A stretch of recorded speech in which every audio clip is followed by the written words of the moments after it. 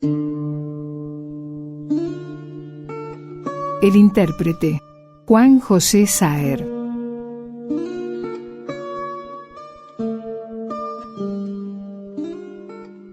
Ahora me paseo por la orilla del mar, sobre una arena más lisa y más amarilla que el fuego. Cuando me paro y miro para atrás, veo la guarda entrecruzada de mis pasos, que atraviesa intrincadamente la playa y viene a terminar justo bajo mis pies. El borde blanco, intermitente, de espuma blanca, separa la extensión amarilla de la playa de la celeste del mar. Si miro el horizonte, me parece que empezaré a ver, otra vez, los barcos carniceros avanzando desde el mar hacia la costa. Puntos negros primero, filigranas llenas de coladuras más tarde, y por último, cascos panzones sosteniendo las velas y una selva de palos y de cables deslizándose rígida hacia adelante y mostrando, de un modo gradual, la fiebre de una muchedumbre de hombres activos. Cuando los vi, cerré los ojos, porque sus pechos de piedra cintilaban, y el rumor del metal y de las voces ásperas me dejó sordo por un momento. Me avergoncé de nuestras ciudades toscas y humildes, y comprendí que no eran nada, ni el oro ni las esmeraldas de Ataliba, que ellos pulverizaban a martillazos buscando la pepita, como se hace con una nuez, ni los grandes corredores pavimentados y amurallados de plata, ni nuestros calendarios de piedra, inmensos, ni la guarda imperial que reaparece una y otra vez en las fachadas, en la vestimenta de la corte y en los cacharros. Vi fluir desde el mar un chorro desplegado de gloria y abundancia. Los carniceros tocaron con una cruz la frente del niño que yo era, me dieron un nombre nuevo, Felipillo, y después, lentamente, me enseñaron su lengua. La vislumbré gradual y hacia mí, Felipillo, las palabras avanzaron desde un horizonte en el que estaban todas empastadas, encimadas unas sobre las otras, para ser otra vez como los barcos, puntos negros, filigranas de hierro negro, y por fin una selva de cruces, signos, palos y cables, desagregándose de un grumo hirviente como hormigas despavoridas de un hormiguero.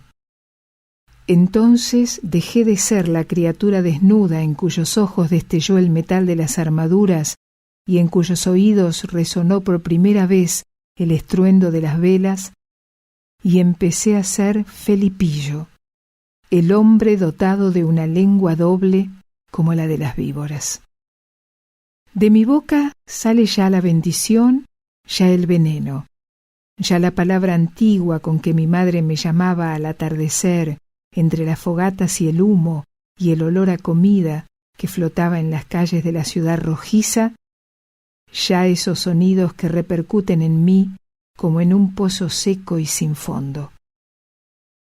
Entre las palabras que la voz le arranca a la sangre y las palabras aprendidas que la boca come ávida de la mesa de los otros, mi vida se balancea sin parar y traza una parábola que a veces borra la línea de demarcación.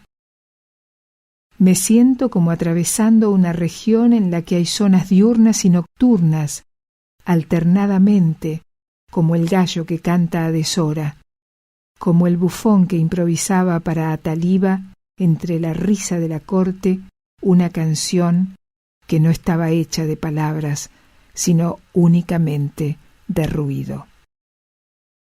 Cuando los carniceros juzgaron a Ataliba, yo fui el intérprete.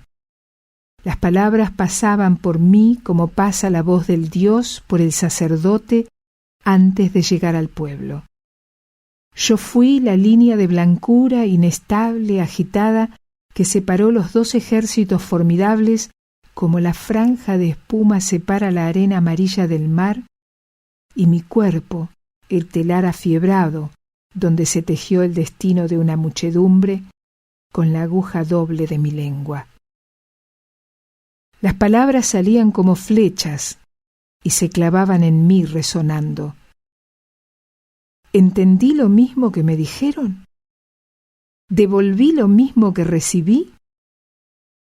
Cuando mis ojos durante el juicio se clavaban en las tetas azules de la mujer de Ataliba, tetas a las que la ausencia de la mano de Ataliba permitiría, tal vez, la visita de mis dedos ávidos, la turbación desfiguraba el sentido de las palabras que resonaban en el recinto inmóvil.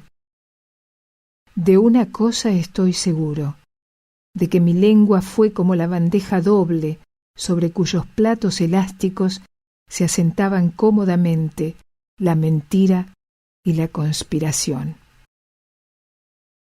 Sentí el estruendo de los dos ejércitos, como dos mares que se juntan, el mar de la sangre y el agua negra del mar extranjero. Y ahora, en el atardecer, camino por la playa. Un hombre viejo encorvado bajo la bóveda de voces enemigas que se extiende interminable sobre mis ruinas comidas por la selva. No morí con los que murieron cuando proferí la sentencia, como un chorro de agua que se sorbe, se gargariza y después se escupe, pero tampoco vivo la vida feroz de los carniceros, cuyas voces el viento me trae de noche cuando me acuesto en la selva. Cuando los carniceros empezaron a construir su ciudad, hicieron una pared gruesa de adobe y la pintaron de blanco. Pero una parte se desmoronó y la abandonaron. Quedó esa pared blanca en medio de un campo pelado, y a mediodía destella la luz sobre la superficie blanca que la intemperie ha mellado. A veces me siento en el suelo y la miro durante horas. Pienso que la lengua carnicera es para mí como esa pared, compacta, inútil y sin significado, y que me enceguece cuando la luz rebota contra su cara estragada y árida. Una pared para arañar hasta que sangren los dedos, o para chocar contra ella, sin una casa atrás a la que entrar para que nos defienda su sombra. No soy más que un indio viejo que vaga por la selva en silencio entre las ruinas, y ya no suena para mí al atardecer la voz de mi madre llamándome al hogar por entre las fogatas y el humo y el olor a comida que flotaba en las calles de una ciudad rojiza, escalonada hacia el cielo.